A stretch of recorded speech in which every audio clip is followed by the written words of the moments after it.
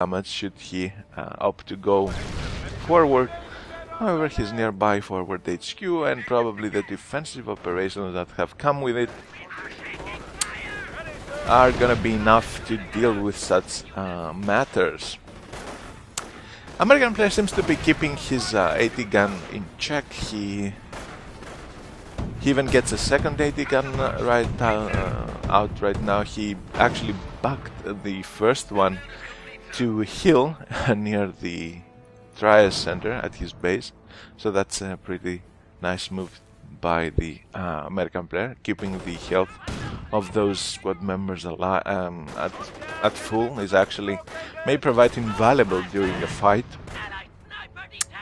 And for the time being, we actually may be seeing a standoff here. I mean, the American player cannot really push towards the P player's position, and likewise the the P player will have to deal with a couple of AT guns and a lot of mines should he wish to do so for himself.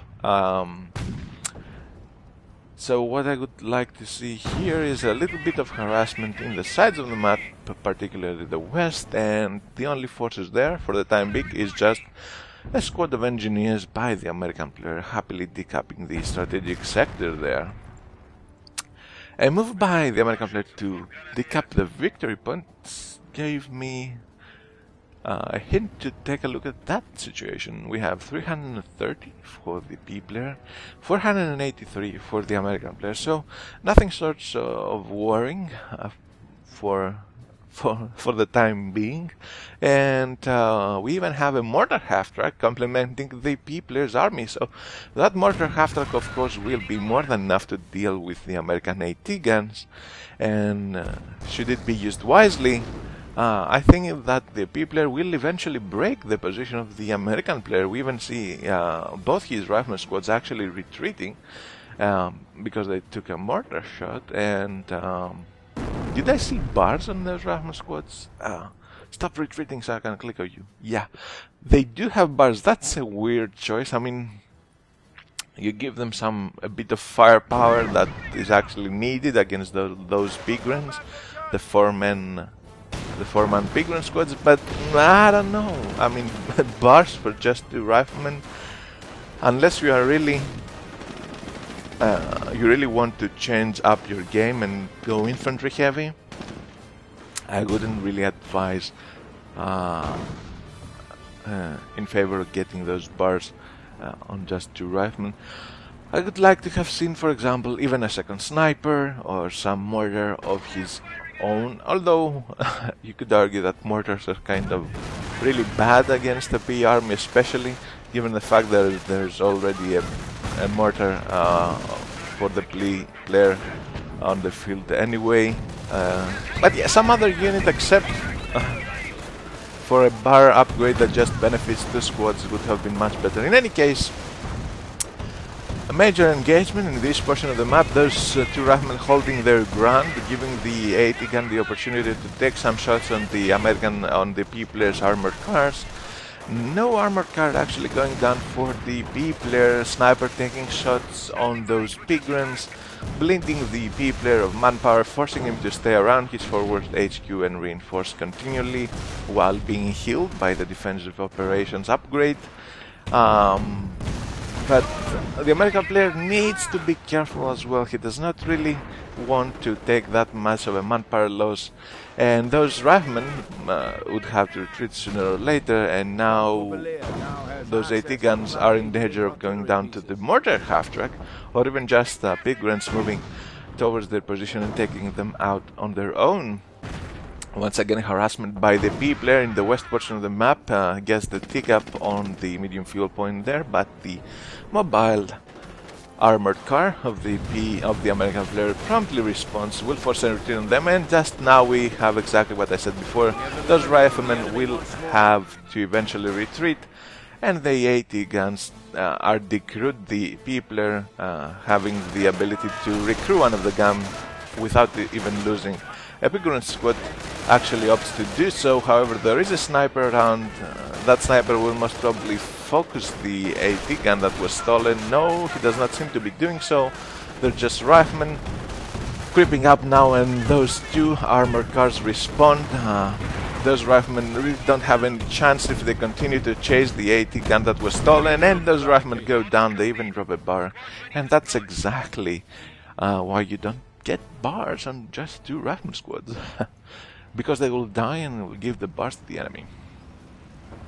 We are currently at the 23-minute, 26, 27, 28, 29 second mark, and we have a rifleman squad coming out of the medic station of the American player. Yeah, I failed to mention that the American player built a medic station, but there you go. He now gets his rifleman squad back. However, oh well, the bar is still around. I would like to have seen those Luftwaffe, that Luftwaffe squad taking the bar and being like commander on the field. But that does not seem to be happening. Once again, riflemen moving towards the B player's position are met by two armored cars of the B player. And nothing sort of surprising there, nothing out of the ordinary. The B player even has a Flak 88 on the field right to the south of his forward HQ. So no M8s for you today, Mr. American player. We even saw the M8 going down to the Flak just a moment earlier. So at this particular moment, what is the American player thinking? He has lost one of his AT guns that is now in the hands of the B player. He just have one AT gun. He pretty much knows that he cannot build any more M8s because of the fact that of that Flak being there and that cloaked kitten moving around the map and spotting for the Flak. His just two riflemen are not going to be enough to take on the B player's armored cars, one of them actually with offensive veterancy, one with defensive veterancy, and 4-member PGrens squads are so deadly against those riflemen that I'm really worried about the position of the American player at the moment, and what he hopes to do is get another sniper. That, I don't know how I feel about that. I mean, the cloak kitten can easily spot the snipers, the AT gun could just trust the snipers and kill them, the PGrens can just back up the kitten grad in case the B player fears for an AT gun and does not move in with his armored cars. It will be a battle of nerves at this point. Who is gonna make the move? Who is gonna be more aggressive? The B player does not show any signs of wanting to be more aggressive. He just wants to hold those two victory points and try to bleed the American player of manpower and resources in general, so that he actually pushes him to make choices that he does not really want to make. But for the time being, the American player seems to be cool. He just makes an attempt at harassment near the west portion of the map. He has moved his two rifleman squads there. That of course leaves his position to the east and the south a little bit open, and those two snipers have not actually revealed themselves. They just lie there, they just stay there, hoping for a squad of PGrens to go there and just take some shots on them. And all that time gave the ability to the American player to take up the tank depot and get an M10 on the field. However, that M10 makes a move for the west portion of the map. However, there's a light AT half-track there. It's gonna use its threat breaking ability. It's gonna immobilize the M10. And now the Mortar 3 moves in. There are a couple of engineers there for the American player, so he will most probably be able to repair that M10, and the light AT half-track in a suicide attempt moves forward, takes a shot from the M10, gets destroyed, and now that Mortar 3 is in danger of going down. Are there stickies researched by the American player? I'm not so certain. However, the American player has gun armor, has been saving up his CPs, and gets a Pershing. Yes, that is a Pershing that makes a move for the west portion of the map, meets up with the G43 and an STG-44 equipped PGrens squads. Of course, they are no match for the Pershing, and the Pershing will make quick work of those squads of infantry. However, the Mortar 3 was not sticky by those riflemen, so that means that, you know, the riflemen don't have stickies. The aces promptly responded and saved that M3, that Marder. So now that Marder, however, is in trouble. There's a Pershing and an M10 moving towards this position, and the Flak is really far away. Yes, the Flak has a great range, but its range is not that great. Quick response, however, by the P player may actually save that Marder 3. However, the Pershing seems to be making a move for the P player's base, and that actually may prove to be devastating, since that particular base is virtually defenseless against the heavy armor tanked by the American player. But the American player seems to be moving away? Why? I don't really understand. He could have stayed there, he could have done some damage on those flak fearlings that could have given him the ability to move in with riflemen and intercept retreating squads. But the American player seems to be moving towards the west once again, taking a defensive position against the bulk of the Wehrmacht player's forces. He may have thought that going for the buildings of the P player or even its base defenses was not really going to be paying off, but now he's in range of the flag. Even the Persian took a shot from the flag, and there's a second flag that has been built, and we just had the unit of the P player going down, and that of course was a Kettengrad. In the meantime, however, there was an American sniper that went down, and I totally missed it. In other news, in any case, yeah, the American player realizes there are 288s on the field right now. That veteran seems to start stacking up on those ACs, one of them with double offensive veteran C, the other one just with its defensive one. They are going to be a pain to deal with, especially for the American infantry, and those flags using the Kettengrad as a spotter may actually prove more than enough for the American armor at this moment. And of course the P player continues to press his advantage of his position and tries to go for the victory points once again. Now having two at his disposal, although he is he's behind victory point wise, so that actually may be what prompted him to go for the victory points in the first place. American player seems to be continuing building snipers even after he loses them. He actually realizes that they are quite good against the PGrens, and that's actually true. However, he still needs to be a little bit more careful. Level 3 veteran sniper gets a little bit ballsy there, makes a move for the P player's position, and most probably, actually, I think he wanted to scout with that sniper, but he actually forgot to cloak him, so that was a sloppy move. But in any case, butterfly bombs come into play. The P player floats so many munitions, almost 700 munitions. He will be able to lay down as many butterfly bombs as he wishes. And of course those butterfly bombs are actually rather effective against snipers. They can actually kill them. I think one or two they will actually kill a sniper, something that you really don't want to happen. And of course they will work wonders against the infantry harassment by the American player, and of course his attempt to take back the victory points.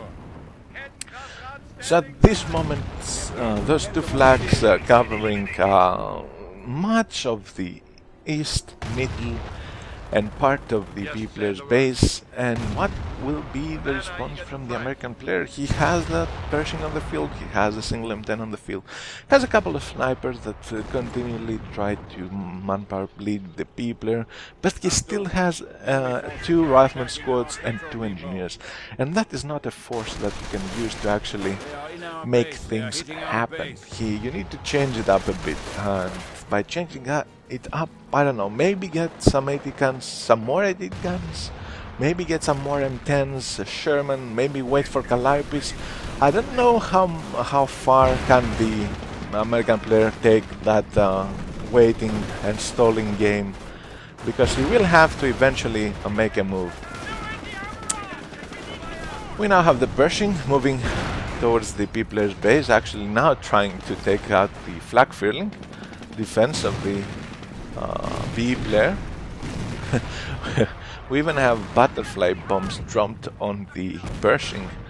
It actually doesn't do they don't do much against the Pershing, and now there's a martyr out protecting the P player's base. So with that particular martyr, I think we have destroyed an enemy unit.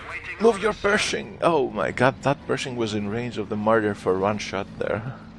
Pershing at really low health. The American player needs to protect that Pershing as much as he can. He cannot really afford to lose such an asset to his army. However, the Martyr 3 seems to be on the hunt. Will it be able to take out the Pershing? It seems to be making a move for it. We have field repairs coming into play, and the M10 actually moving in, and no! The M26 Perhsings goes down to the fire of the Martyr 3, and the Martyr 3 may actually even take down the M10. And yeah, wow, that's a hero Martyr. 2 levels of veterancy for the Martyr, one going to defensive, second one remains to be seen.